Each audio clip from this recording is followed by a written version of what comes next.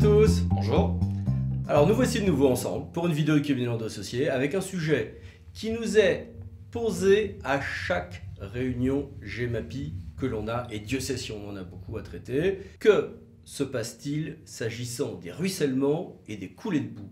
Est-ce qu'on est ou pas dans la GEMAPI et qui fait quoi? Ce sujet est important et il est piégeux parce que le phénomène est important, et il est piégeux parce que les collectivités, compétences PLU notamment, le monde agricole et types de pratiques agricoles se renvoient la balle, alors qu'en fait ce n'est que par un travail de l'ensemble des acteurs que l'on pourra améliorer le traitement de ces phénomènes. Phénomènes qui sont intermédiaires, c'est cela? Tout à fait. Le problème avec la matière, c'est que à la fois c'est un enjeu naturel, qui peut être des enjeux agricoles, il peut s'agir d'un enjeu qui va être en prise directe avec des enjeux gémapiens, mais également des enjeux parfois qui sont liés avec l'assainissement, quand ces ruissellements vont, comme dans la chanson, arriver en ville, et peuvent avoir aussi des phénomènes de surcharge de réseaux unitaires ou de réseaux pluviales urbaines.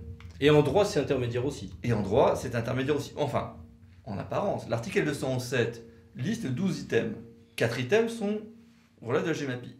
Et effectivement, les eaux pluviales et le ruissellement relèvent en réalité de l'item 4, et donc, spontanément, on a tendance à dire c'est du hors GEMAPI, donc c'est exclu.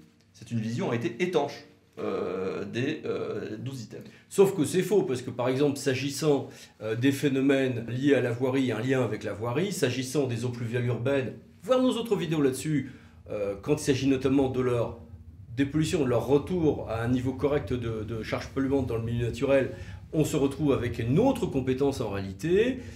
Et on se retrouve donc avec, en revanche en GEMAPI, on est complètement en dehors des compétences des items 1258 de l'article 211.7 ou pas finalement? Il faut être prudent. Effectivement, en soi, c'est dans un item à part, et bien souvent, on est parti du principe que c'était hors GEMAPI. Et d'ailleurs, certains territoires ont décidé de prendre l'item 4 pour dire « Ah bah comme ça, je vais gérer les ruissellements ».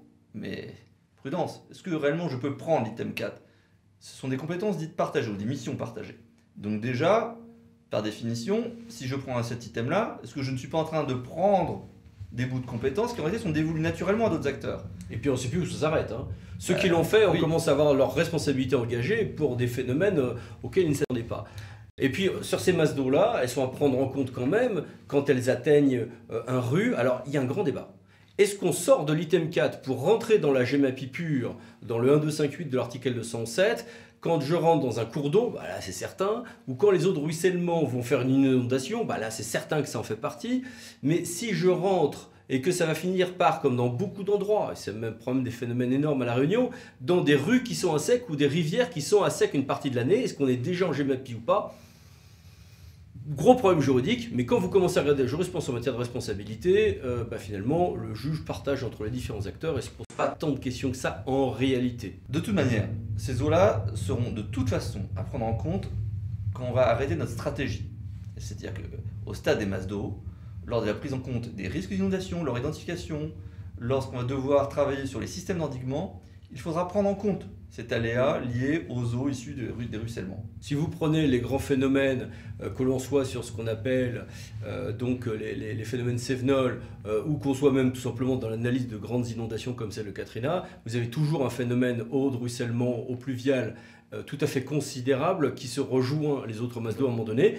Et puis tu as beaucoup de dossiers, toi, où tu constates un lien fort avec la compétence GEMA aussi. Complètement, c'est-à-dire que cette complexité, elle va être différente de ces deux ordres. C'est-à-dire que dans nombre de cas, on a des situations où il n'y a pas de lien direct franc. Dans d'autres situations, on a des liens qui sont exclusifs avec des enjeux GEMA. Et dans d'autres cas, on va être dans des situations un peu mixtes qui vont nécessiter qu'on regarde concrètement quels sont les enjeux, les paramètres à prendre en compte pour faire l'analyse juridique. Donc finalement on se retrouve avec des eaux de ruissellement qui sont dans l'item 4 ou qui sont parfois à prendre en compte pour les compétences eaux pluviales ou voirie. Donc on pourra se dire on n'est pas dans la GEMAPI, sauf qu'on sera dans la GEMAPI quand on rejoint certains cours d'eau, quand on va prendre en compte les masses d'eau pour les risques de prévention des inondations, parfois un lien avec la GEMA, et donc on va se retrouver avec beaucoup de collectivités qui vont être obligées en réalité de travailler sur ce phénomène.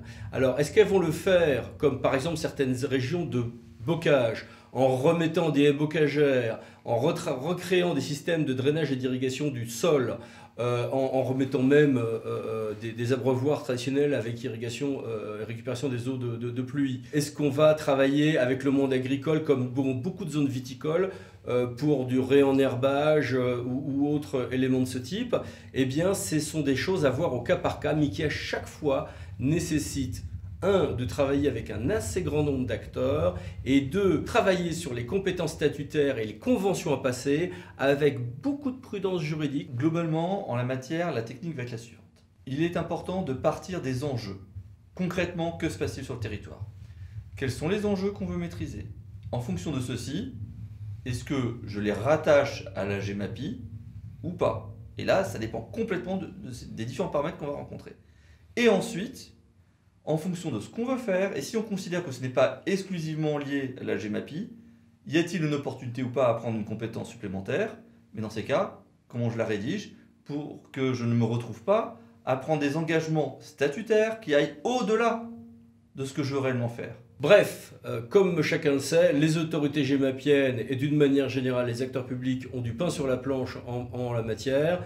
Entre les transferts d'ouvrages, les problèmes de littoral et de submersion marine, les problèmes effectivement d'eau pluviale et de coulée de boue, la constitution des systèmes d'endiguement, pas mal d'études de danger à réaliser et autres. Il y a du travail devant nous, raison de plus pour qu'on se retrouve pour de prochaines vidéos. À bientôt, merci, au revoir. Merci, au revoir.